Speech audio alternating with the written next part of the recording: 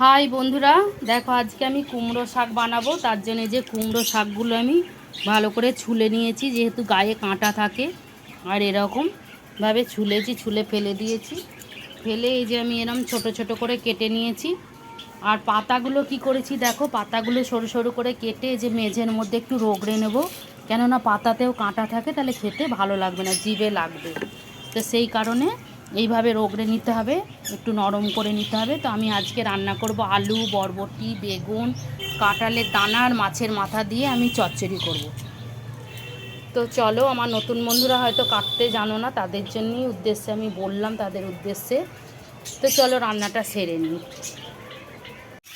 তো দেখো বন্ধুরা, এই যে কুমড়ো শাকের রেসিপিটা আমি প্রায় করে ফেললাম। তো মাছের মাথা দিয়ে এটা বানিয়ে নিলাম। আর কি কি দিয়েছি বলে দিচ্ছি। দিয়ে দিচ্ছি কুচনো পেঁয়াজ, আদা, রসুন, কাঁচা লঙ্কা পেস্ট, সর্ষে পোস্ত পেস্ট দিয়ে আমি করেছি, জিরে গুঁড়ো, ধনে গুঁড়ো, নুন, মিষ্টি, হলুদ গুঁড়ো, লাল লঙ্কা গুঁড়ো সব কিছুই দিয়েছি। কাঁচা লঙ্কা চিড়ে দিয়ে বানিয়েছি। তো চলো নামিয়ে নিই। তো এই যে বন্ধুরা নামিয়ে নিলাম। দেখো কত সুন্দর হয়েছে, তোমরা এইভাবে বানিয়ে খাবে, খুব ভালো লাগে, বিশেষ করে আমার নতুন বন্ধুরা। আর ভিডিওটা ভালো লাগলে আমার পাশে থেকো। টাটা।